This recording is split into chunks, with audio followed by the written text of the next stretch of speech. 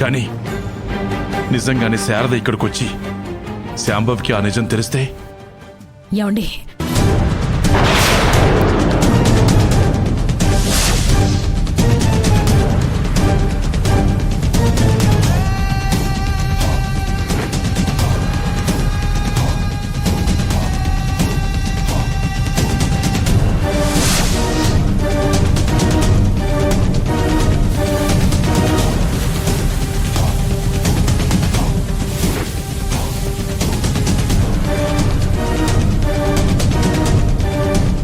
Happy Diwali అండి.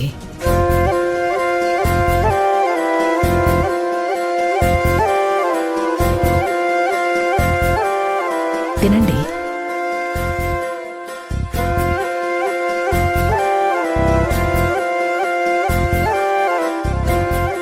Thanks.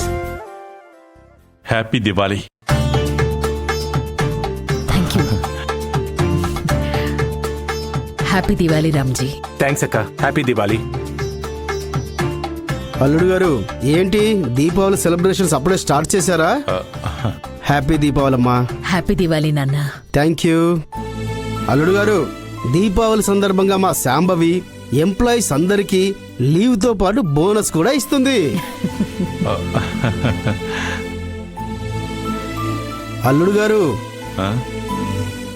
ఆ నవ్వుకి అర్థమేమిటి? ఒక మనిషిలో మంచి చెడు లక్షణాలు కలిగి ఉండటం చాలా అరుదు మావయ్య. రావణాసురుడికే అలాంటి క్వాలిటీస్ ఉండేవి. ఒక పక్క ఎంత చెడ్డవాడైనా మరో పక్క అంత మంచివాడు.